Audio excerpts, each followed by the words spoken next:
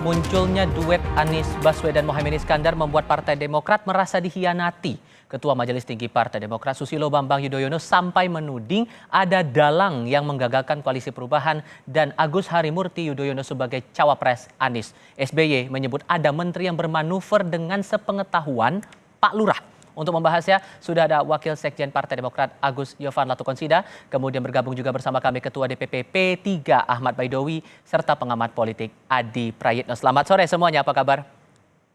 Selamat sore, Alhamdulillah. Terima kasih semuanya sudah bergabung bersama kami. Saya mulai ke Mas Agus dulu kalau begitu. Mas Agus, dibilang ada mastermind kalau kata Pak SBY, kemudian dibilang ada peran Pak Lurah juga yang menggagalkan pasangan atau duet dari Anies dengan Agus Harimurti Yudhoyono.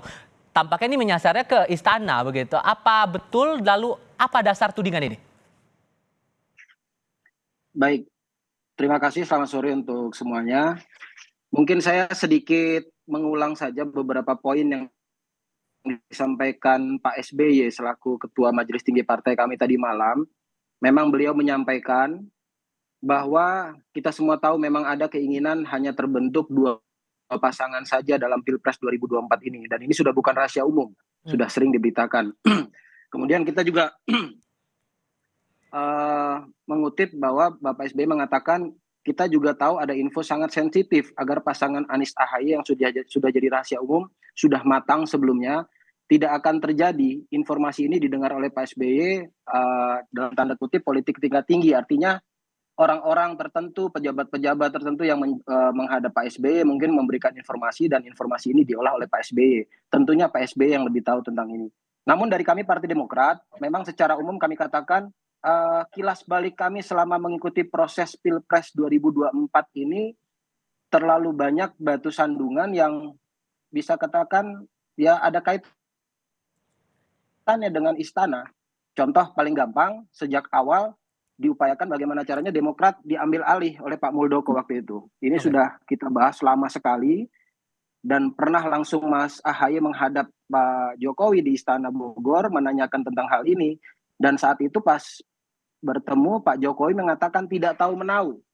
Yang mungkin benar adanya tidak tahu menahu. Tapi kemudian setelah muncul berita Pak Muldoko hadir dalam KLB di Sibulangit Deli Serdang, kemudian artinya ini sudah terbuka kepada publik, namun nyatanya tidak ada juga tindakan apapun yang diambil oleh Pak Jokowi. Jadi wajar apabila kami mengatakan ada pembiaran. Itu salah satu contohnya kalau kita flashback ke belakang. Tahan sampai di situ dulu Mas. Tapi Pak SBY juga sempat menyampaikan ada menteri yang bermanuver dengan sepengetahuan Pak Lurah. Nah, kita coba dengarkan kembali pernyataan Pak SBY kemarin saat rapat dengan Majelis Tinggi Partai Demokrat. Menteri sekarang ini, menteri masih aktif dari Kabinet Kerja Pimpinan Presiden Jokowi secara intensif melakukan lobby termasuk kepada Partai Demokrat dengan menawarkan mengajak membentuk koalisi yang baru, koalisi Demokrat, PKS dan P3. Yang bersangkutan mengatakan, yang disampaikan itu, inisiatif ini sudah sepengetahuan Pak Lurah. Kata-kata sang menteri. Disebut ada mastermind, kemudian ada sepengetahuan Pak Lurah, disebut juga ada menteri yang bermanuver di sini. Dari perspektif Anda, Mas Adi, ini menyasar ke siapa ya? Ya, saya kira sudah jelas. Yang disebut oleh SBY itu adalah Sandiaga Uno, Bapilunya P3, partainya Bang Ahmad Baidowi. Karena kan secara eksplisit sudah terang benderang bahwa Sandi itu kan memang mengajak Partai Demokrat dan PKS ya, karena kemungkinan poros perubahan itu bubar, sebagai upaya untuk membentuk poros politik yang baru. Tapi itu kan justru bagus, ingin menyelamatkan Partai Demokrat dan PKS supaya tidak kehilangan muka di poros perubahan.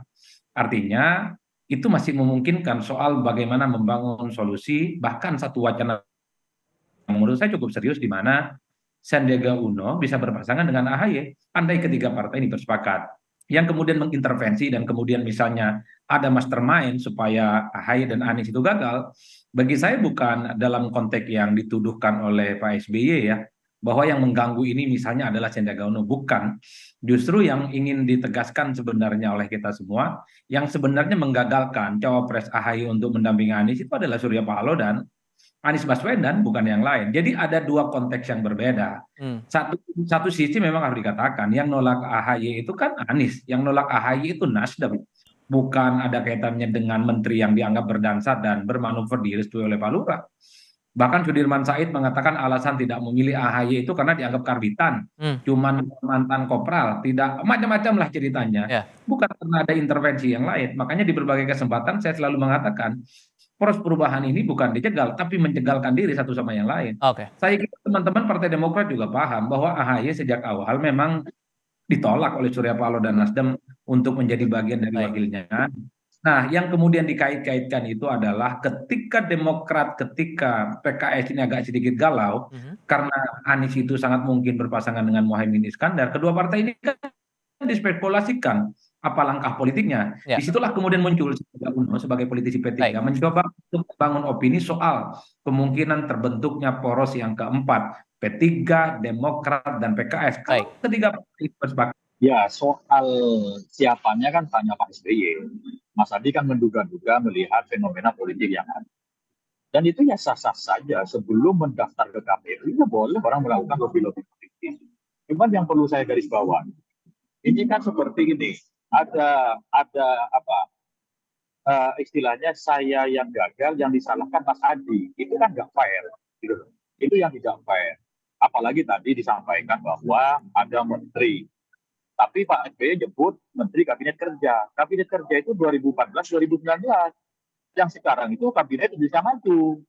Itu satu. Yang kedua, tadi Agus Johan mengatakan ada penggiringan untuk skenario 2 capres.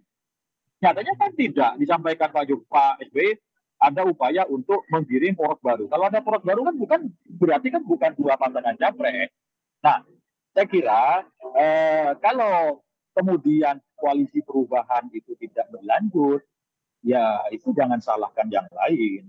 Berarti komitmen politiknya tidak tuntas. Apalagi ini temannya Mas Jovan juga semalam konfres siapa Iftitah Sulaiman atau siapa itu menyebutkan bahwa nama Caimin sudah muncul sejak Desember 2022.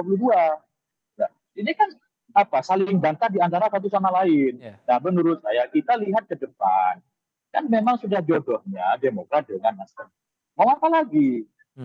Sebelum memang memungkinkan untuk berubah masih mungkin. Tapi kan kalau sudah deklarasi, kemungkinan untuk berubah lagi pasangan Anies Muhaimin itu agak sulit. Kan sudah dideklarasikan tadi di Surabaya. Nah, ayo ke depan, siapapun capresnya, siapapun pasangannya, kita lihat ke depan, kompetisi secara sehat. Baik. Jangan sampai nanti kelemahan-kelemahan diri kita itu dibebankan kepada orang lain. Baik. Itu tidak fair. Oke. Dan terjadinya Anies Muhaimin dan bubarnya koalisi perubahan tidak kiamat kok secara politik. Baik. Masih banyak alternatif-alternatif yang bisa dilakukan. Oke. Nah, kalau begitu Mas Agus, ini kan sudah deklarasi nih. Pak Anies deklarasi berpasangan dengan Muhaimin Iskandar. Maka langkah Demokrat berikutnya bakal gimana kemudian? Sudah punya arah koalisi bakal berlabuh kemana? Mas Agus? Iya. Kalau kita bicara arah koalisi ke depan, ya yang pasti dalam ADRT kami mengatur itu wewenangnya ada di Majelis Tinggi Partai. Dalam hal ini ketuanya Pak SBY, wakilnya Mas AHY langsung.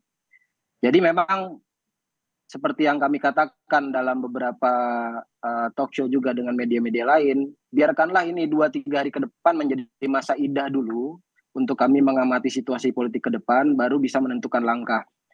Memang kalau kita lihat kenyataan di lapangan, ya saat ini capres dari 3 capres itu yang ada tersisa hanya koalisinya Pak Ganjar dengan koalisi Pak Prabowo.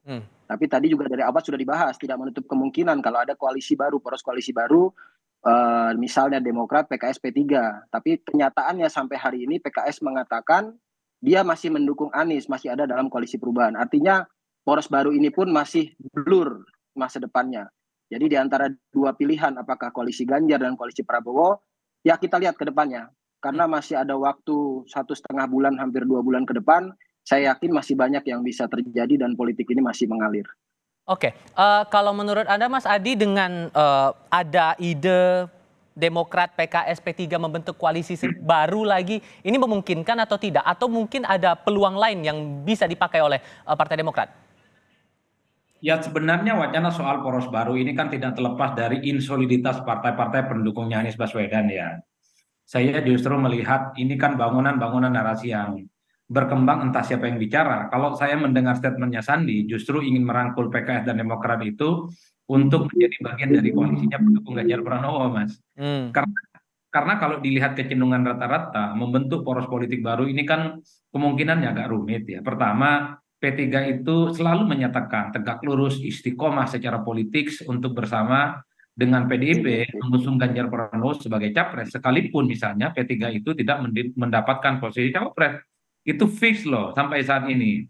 Kemudian kita juga misalnya mendengar seringkali bahwa Sandi misalnya ingin mendekati Demokrat dan PKS untuk menjadi bagian dari koalisinya pendukung Ganjar Pranowo. Bukan ada upaya-upaya untuk membentuk poros politik yang baru.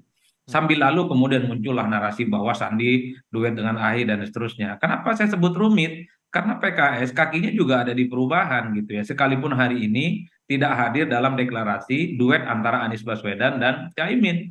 Mungkin PKS nggak nyaman hati datang ke kandangnya PKB gitu ya. Dua kutub yang saya kira memang secara diametral berseberangan saat ini. Karena kan memadukan PKS dan PKB ini tentu tidak gampang, Mas. Ini kan bagaikan minyak dan air yang tidak akan pernah ketemu. Oke. Betul bahwa PKS mendukung Anies, tapi secara ideologi, secara madhab, secara kultur, dengan PKB dan PKS ini saya kira konfrontatif. Itu yang sepertinya membuat kenapa PKS tidak hadir dalam deklarasi hari ini. Oleh karena itu, bagi saya membentuk poros politik baru, sekalipun ada kemungkinan, tapi serumit-rumitnya untuk bisa diwujudkan. Oke. Apalagi misalnya waktu ini kan cuma tersisa kurang lebih 1 bulan 2 Iya. minggu untuk pendaftaran ke KPU ya. Baik. Saya meyakini sampai lebaran kuda sekalipun, nah ini istilah yang dipakai SBY, Oke. rasa-rasanya poros yang baru ini agak sulit untuk diwujudkan. Oke, kalau begitu untuk posisi P3 sekarang nih, karena sekarang Demokrat masih belum memutuskan apakah kemudian akan membuka komunikasi ke Demokrat untuk mungkin bergabung dengan koalisinya P3 bersama dengan PD Perjuangan, atau mungkin ada langkah-langkah lain karena PKB juga sudah membuat langkah sendiri. Ya, P3 tetap berpedoman pada hasil Rapimnas 5 dan hasil Rapimnas 6. Yakni yang mendukung Pak Ganjar dan berkerjasama politik dengan PDIP. Terus memutuskan tadi sebagai cawapresnya Pak Ganjar. Selama itu belum dicabut oleh forum yang serupa, itu masih mazhab politik kita masih bekerja sama politik dengan PDIP. Adapun kalau komunikasi politik kami lakukan dengan Partai Demokrat, dengan Partai PKS, kita kan di fraksi biasa ketemu ngobrol-ngobrol. Barangkali mereka bisa diajak ke koalisinya Pak Ganjar. Seumpamanya tidak berkoalisi, ya nggak masalah juga. Misalkan Mas Jovan kembali lagi ke Pak Anies, silakan. Mau ke Pak Prabowo, monggo. Bergabung dengan P3, silakan. Adapun opsi-opsi tadi yang disampaikan ada poros baru, sampai sejauh ini P3 belum berpikiran ke arah sana secara serius. Karena kita masih terikat mekanisme partai, yakni melalui forum Rapimnas. Selama Rapimnas belum diubah hasilnya, tetap kondisi kami dengan PDI Perjuangan. Kita tegak lurus kalau kata Mas Adi. Tegak lurusnya kepada siapa? Kepada konstitusi partai. Karena kita ini berorganisasi, ada mekanismenya. Gitu. Baik. Oke, terima kasih banyak Mas Agus untuk diskusinya kali ini. Mas Awi juga terima kasih. Mas Adi Praetno juga terima kasih sudah berdiskusi bersama kami. Selamat sore semuanya. Terima kasih. Sore.